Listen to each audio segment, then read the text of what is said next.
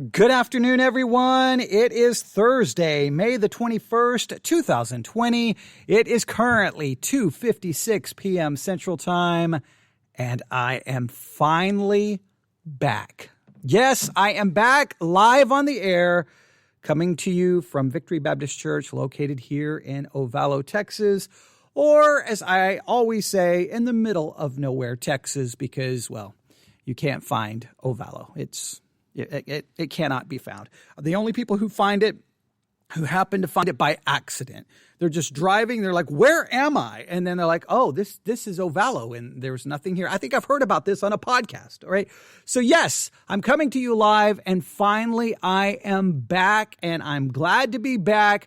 But I thought I would start today with kind of a brief update about what has happened, and then try to get back into the flow. You may understand this, you may not understand this. If you do podcasting, right? See, this is what happens. This is what happens when you take a small break. Everything falls apart. But let me try to explain. Maybe this will make some sense, and then we'll get into kind of what has happened and where we currently are. When you do podcasting on a regular and consistent basis, and if you look at how many episodes I have produced with all the podcasts that I do, you notice I produce a lot of content. And when you do that, you kind of get into a flow, right? You kind of get into a rhythm. You're like, "Oh, I covered this, and okay, I could come back and add to that discussion, or we could kind of turn a corner and go in that direction, but that would still relate to what we were previously covering." There's kind of a flow. There's kind of a rhythm. You kind of feel like that one discussion is building on a previous discussion, or you feel like, okay, if I talk about this, this is where I am headed, and you feel like you're just really in that groove. You're really in that flow, and it seems to be working. So you walk through the door and you're just like, okay, I know where I'm going. I know what I want to accomplish. Hit the big red go live button. Let's do this. But once everything falls apart and you have to stop, not by choice, but by force, well, then when you finally come back, you're kind of like, well, wait a minute, where are we? Okay, wait, the whole train of thought, the flow of consciousness has been disrupted, and you feel like you're kind of starting over. You feel like you almost want to say, "Hey, welcome, everyone.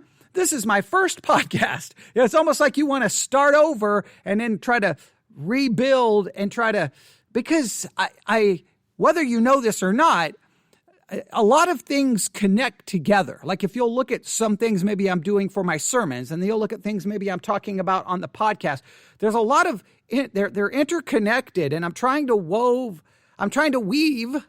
an idea together, right? It's not like it's just all thrown out there. Now, sometimes there are some very random things thrown in, but many times there's a certain idea that I'm trying to get across, and I'm building that slowly over time, and one thing builds to another. Sometimes people catch on, sometimes they do not. Sometimes maybe I'm trying to be too clever for my own good, but once that gets disrupted, it's really hard to say, okay, here we are. So what I'm going to do today is give you this update to try to kind of get back into the podcasting mentality, and then we're going to be talking about some hopefully very important things today. So let's give an update. On Tuesday, here in the West Texas area of Abilene, Tuscola, Ovalo, Taylor County area, and surrounding counties, Tuesday here, let's just say it was hot. It was crazy hot. How hot, you ask? And that's a good question. 107 degrees, not 104. I think I reported 104, but I saw the news article today going, wait, the temperature in Abilene on Tuesday actually got up to 107 degrees. Now, I don't care where you live, that is hot. It was crazy hot. And I came out here to the church to do some live broadcasting, and guess what I discovered? The AC unit here at the church was broken. It was not working. And that's not a good thing. That's a bad thing. In fact, I think it had already gotten close to 80 degrees in the sanctuary. I think I was able to get one thing recorded. Maybe I got two things recorded that day. I can't say for sure. I think maybe I got two things recorded before I finally said, "Hey, I've got to quit." It's crazy. So, but it was bad news. The AC unit was broken. They came out Wednesday to start working on it. They finished it today. The unit's on right now. Yeah, I think I'm a little worried. It doesn't quite feel like it did before it broke. So before it broke, I'm hoping that the repair gets it back to normal. We will see. I'll know here shortly. But 107 degrees on Tuesday. The AC unit goes out. They come out. They start working on it, and they start working it on Wednesday. They finish it today, Thursday, May the 21st. And the sad part is, I didn't get the total cost. I don't have the numbers in front of me, but I think it's going to be close to $1,000, which is not a good thing.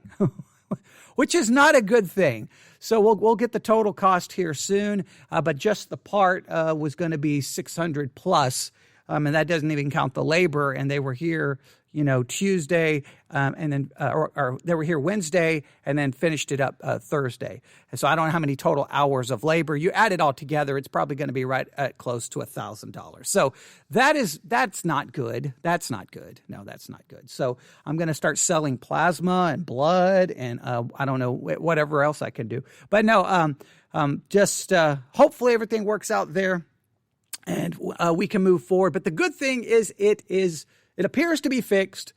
Definitely it's not 80 degrees in here. I can tell you that. It's not 80 degrees. In fact, I'm going to get up really quick, and I'm going to look at the thermostat just to see if the temperature has gone down since I've turned on the unit. I'll be right back. Let me see. I'm right here. Yes. Okay. So it is working. When I came into the building, it was 76 degrees when I came into the building, and I turned it down to 70. I turned it to 73, and the air in the sanctuary has dropped to 73. So that means it's working fine. So there you go. That's good news. That's good news, and hopefully it will last for another couple of years without any major problems or needing of major repairs, because those things are expensive. And it's no fun when it happens at your house. It's definitely no fun when my unit at my house got struck by lightning. Yeah, that's no fun. Blew the unit up. I mean, it was just gone. It was fried. And we had to replace that, which cost, oh man, I can't remember the total cost of that. It was crazy. I think we finally got it paid off. I had to sell one of my kids to pay it off. Yeah, okay, that's a joke. But so yeah, it's no fun when it goes out for anyone, but it's just the way life works. It's just the way life works. But I'm going to kind of, because this is the Theological Central podcast, I do want to add kind of a theological idea here, okay? Because that's what I do, right? I try to make theology central. I try to look at things from a biblical theological perspective, right? So I was thinking about this. Sometimes you'll see on the news, and sometimes it comes across as explicit. Sometimes it's just kind of implied. But whenever you're watching the news, and let's say a disaster strikes anywhere, it can be a fire, it can be a tornado, it can be a hurricane. They love.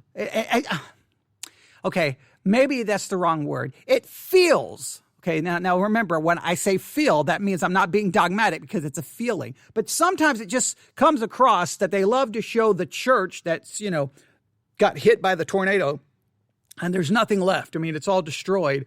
Or the hurricane, took out the church, and the only thing left is the foundation, and maybe there's a sign that shows you it was a church, or there's a cross sitting somewhere that's still standing. They love to show that, almost like to say, hey, and a lot of times lost people will just come out and straight say this. Well, where was your God? I mean, you're the church, and the tornado came through and destroyed your church. I mean, this church that I'm standing in, the roof got ripped off by a tornado. And sometimes the world, whether it's the news or atheists or agnostics or just people who are not Christians, whenever a very visible thing happens like that to the church, whether it's a tornado, a fire, or hurricane, and it's just destroyed, it's almost like, hey, you believe in an imaginary being who doesn't even bother to protect the church. You're a fool. And when they ask that question, sometimes I think Christians, sometimes Christians kind of back up a little bit and get a little quiet because, well, what do you say, right? What do you say? Well, I mean, we do believe in God, and we do believe he's all powerful, and we do believe he's more powerful than any storm, but yet, Churches can get burnt down and destroyed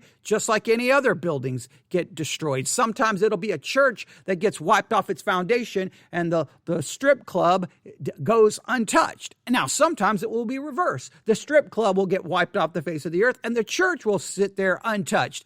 Weird things happen. I remember when a big storm came through Abilene. I don't know how many years ago it was. It was a number of years ago. It was a horrible storm. And my car got destroyed from the hailstorm that was a part of it. I mean, my car got totaled. I mean, it was totaled out by the insurance. There was nothing left. That thing was gone. But I remember, I think it was, if I remember the way this worked, it was a Baptist church that the roof got destroyed by the hailstorm, and not far from it was a Catholic church that went untouched. And so then people were joking, see, the Catholic Church, God's obviously on the side of the Catholic Church and not the Baptist Church. And that's the kind of just mentality. And it does raise lots of questions. Where is God when this kind of things happen? But here's the thing I want you to understand. Whether you're a church, whether it's a church building, whether it's the AC unit to a church, whether it's your Christian life or my Christian life, whether it's your family, my family, a Christian family, it doesn't matter. Anything that's connected, quote unquote, to God, we are just as vulnerable to the fallen world in which we live. We get sick, bad things happen, tragedy occurs, sickness happens, murder can happen, crime can happen. We are impacted just like everyone else in this world. We live in the fallen world. Christianity does not guarantee or promise you some kind of bubble that protects you, some kind of force shield that keeps all of the tragedies of life from impacting you. Your church can be vandalized. Your church can be broken into. Your Christian family, your house can be broken into. Crime can happen. Someone in your family can be seriously injured or killed by a drunk driver. I mean, you name the tragedy, it happens. And I think sometimes we just have this mentality that if we're Christians, we're going to be okay. We're going to be protected. And it doesn't work that way. It doesn't work that way. We are, the same things happen to us. Now, we believe that all things work according to God's sovereign will, and that we ultimately believe God is sovereign over it, and he can protect or not protect, but you have no guarantee. And sometimes Christians almost talk like we have a guarantee, and no. You have no guarantee. And that a lot of churches have talked that way during the COVID-19 situation. Well, God's going to protect us. We're not going to get it. And the next thing you know, 38 members of that church are sick. Or, the pastor got coronavirus. Or these people in the church got COVID-19 and died. And it's like, no, you're not promised any supernatural protection that other people don't have. What you are promised is that God is sovereign, and that God will work all things according to his good pleasure and will. And maybe that will keep you avoid a certain situation, and maybe it will not. You do not know. And to walk around claiming that somehow we know, or act like that we know what God will do and what he will protect and what he will not protect is just foolishness. That's just a foolish mindset. You cannot speak for God. I mean, look at the early church. They were martyred. They were killed. They lost property. They were murdered. Where was the protection from God? It did not show up. Wasn't there. Now, you may say, well, I heard this story and heard that story. You can always try to find the so-called story, sometimes without any verification. But the reality is, it can happen. So just because I'm sitting in a church doesn't mean our AC unit can't go out. Doesn't mean a storm can't wipe this building off the face of the planet. Doesn't mean because I'm a church and I'm inside a church, someone can't walk through that door and kill me. None of that we're not guaranteed that. And I think sometimes we just have this, maybe it's just in the back of our mind when something horrible, and I'm not comparing the AC unit to anything horrible. I'm just saying that it just started making me think this way. Well, the AC unit went out. I think I think sometimes even when the world shows up to repair something at a church, that's after it's been destroyed, I think sometimes even they look at it like, oh, so, your God didn't protect the church. And I think that that mindset is we have to destroy that idea. I think we have to first start with Christians themselves, because I think sometimes when tragedy happens, when disaster hits, whether it's a major tragedy, a major disaster, or if it's just the normal inconveniences of life, like car breaks down, problems with your job, sickness, financial, you name the issues. Sometimes I think we're like, well, wait a minute. I'm a Christian. I'm trying to serve God. The Lord is my shepherd. I shall not want. I mean, he's supposed to take care of everything. And it doesn't work out that way. 2,000 years of church history should teach you that. All right. It does not work that way. Your own life should teach you that. You've been a Christian for any length of time. You've experienced all kinds of up and downs in your life. You've experienced it. And sometimes even the psalmist sometimes struggled, talks in some of the Psalms about, basically, envying the lost world, because it looks like everything's going great for the lost world. It looks like they're prospering. It looks like they're prosperous, even though they're ungodly and even though they hate God. And the warning is, wait a minute, you're looking at that from the wrong perspective. You're looking at it from the here and now, but you have to look at it from the eternal perspective, because ultimately it's not going to end that way for them. Our promises of a place where there's no more pain, no more suffering, and no more tears is when we are in the presence of God. It's in eternal glory. It's not here and now, because in this world here and now, you're going to face trial, difficulty, and you're going to experience that. And so I know it's just an AC unit, but it just serves to me as a greater example of just the way life works. We all experience those difficulties. We do. And your family may be experiencing far greater difficulties than me experiencing an AC unit going out and now costing the church, X amount of money. That may seem insignificant to what you are going through or your family is going through. And I'm not trying to compare it or try to say it's equal. What I'm trying to say is it's just an example of how it works. Whether you're a church, whether you're a Christian family, whether your car has 4 Christian bumper stickers on it, guess what? You're not living in some kind of special bubble that keeps you from all the difficulties, the pain, and suffering in life. You don't. And just think if it was that way. Just think if it was that way.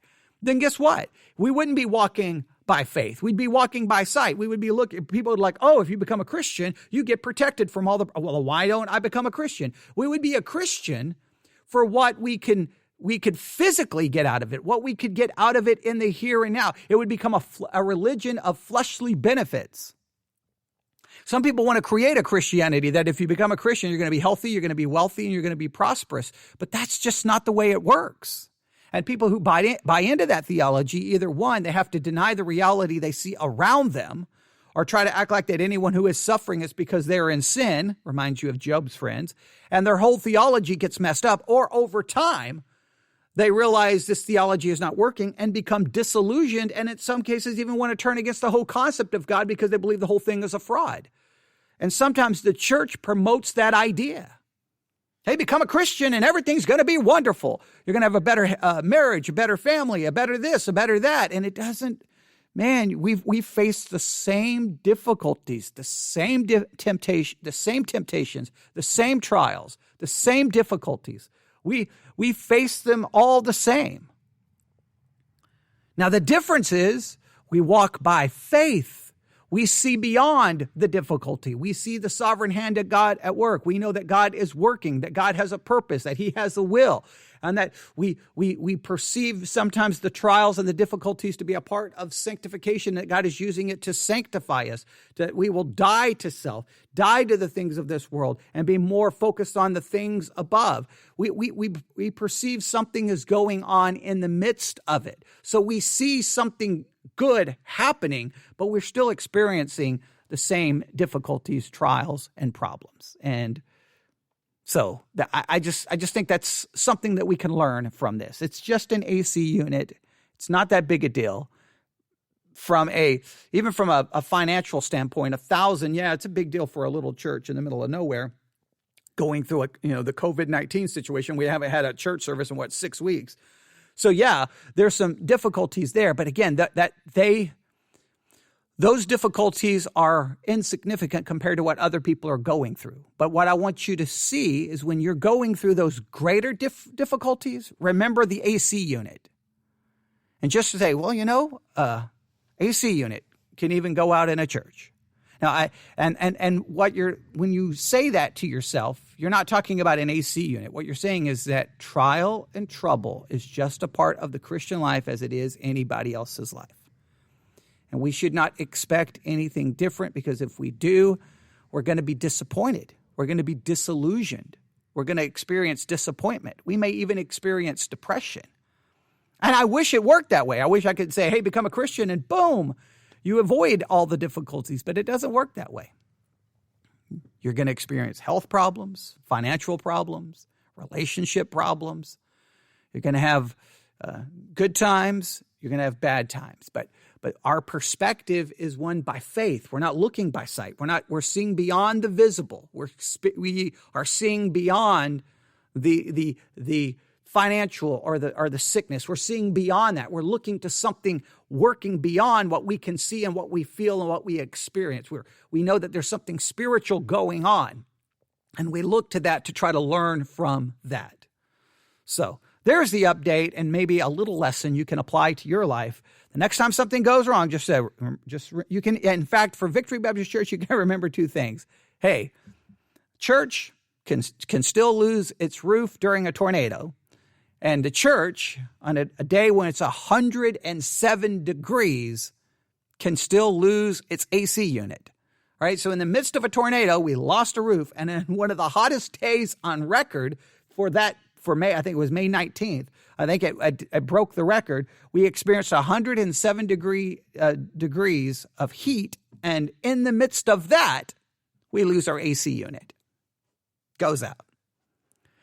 That's the way sometimes in the most, it couldn't go out on a day when it was 72. Couldn't go out on a day when it was 68. No, it went out on a day when it was 107 degrees. And sometimes that's how it feels in your life. You're like, wait, this is the worst time for this to happen. You could not pick the worst. This is horrible. And then boom, everything falls apart. Everything begins to fall apart. Just remember, you're not guaranteed anything different because you're a Christian. Get that way of thinking. And just remember, because it happens doesn't mean that God is upset with you or that you're being punished or that you've done something wrong. Remember Job.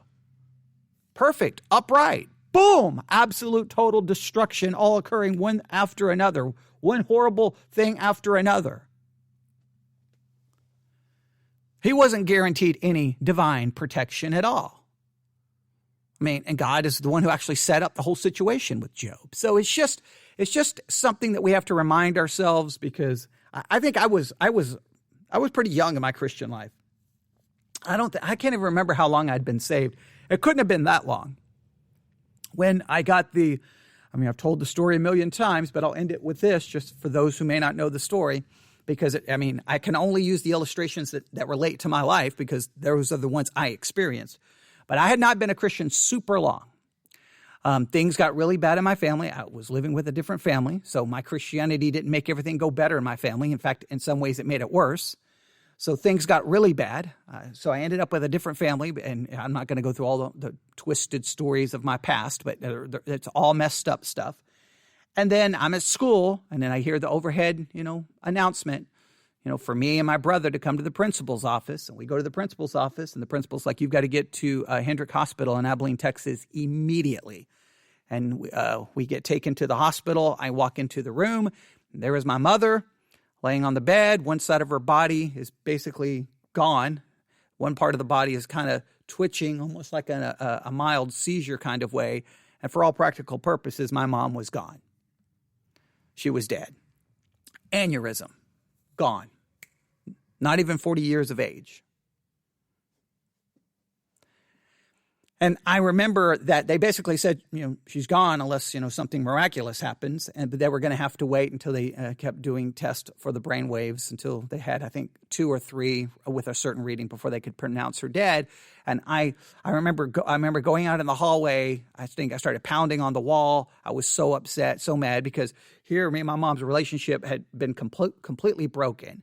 She had contacted me on a Wednesday that if I would come to their house on Sunday for dinner, right? So I don't know if this was going to be possibly some kind of talk for some kind of reconciliation. I don't know what she was going to say, but it never happened because on Friday it was over.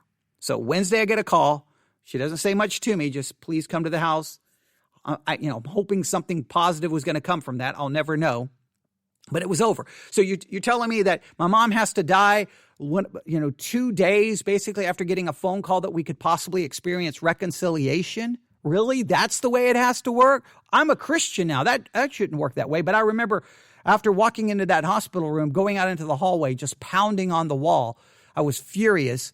And I immediately get in the car. I came to Tuscola, to First Baptist Church Tuscola, and I went inside the church, and I stayed there for 24 hours inside that church, begging God, pleading with God, pleading over and over and over, please,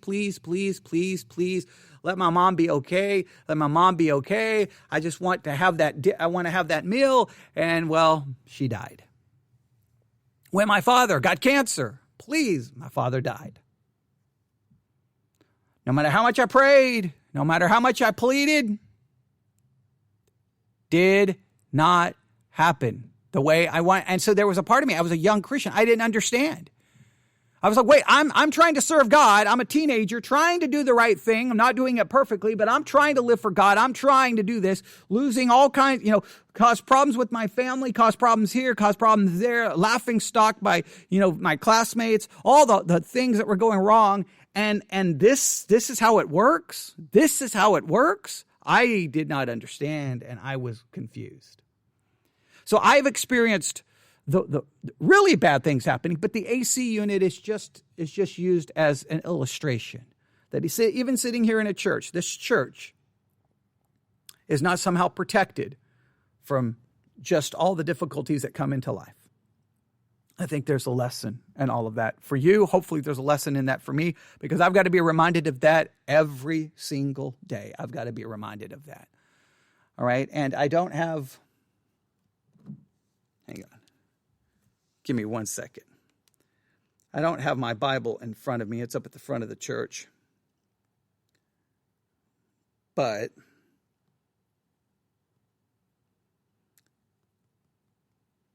give me 1 second. I think I know exactly.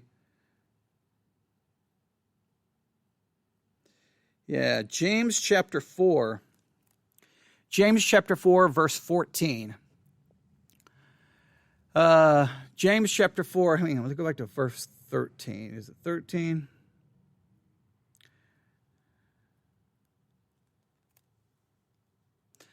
James chapter 4, let's go to verse 13. James chapter 4, verse 13.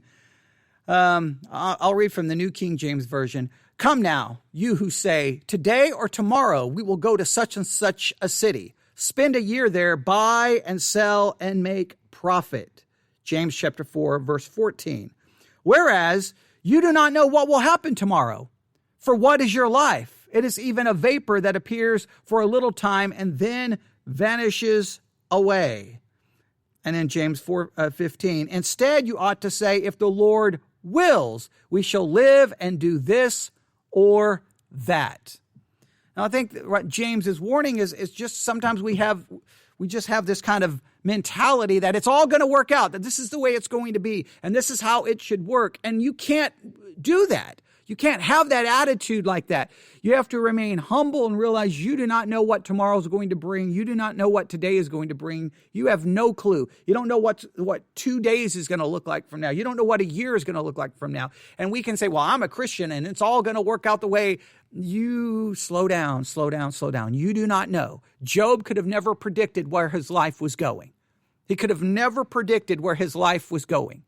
No way he could have ever imagined that. Like, who could have ever thought that that's how it was going to go?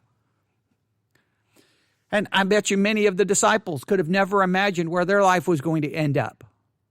Being martyred, being killed. Many of them could have never imagined that's how it was going to go. You can probably sit back and look at your life and probably never imagine different things that was going to happen to it. We do not know what's going to happen. We have to trust that, Hey, God is in control, and that means it rains on the just and the unjust. Good things happen to the good and to the evil. Bad things happen to the good and to the evil. That's just the world in which we live. And even an AC unit, even a roof can be tore off a church, and an AC unit can go out at any time.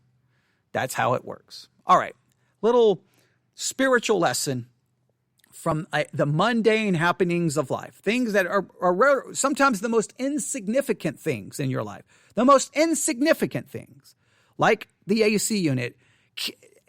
They do teach spiritual lessons. We just have to stop sometimes to really think about them. And that is just some thoughts that I had on my way out here. So, all right, I'll stop right there, and I'll try to come back and knock out some other important recordings for today, and hopefully you'll benefit from the rest of the things I've got planned. All right. You can email me at newsif@yahoo.com, newsif@yahoo.com, newsif@yahoo.com. All right. Thank you for listening. God bless.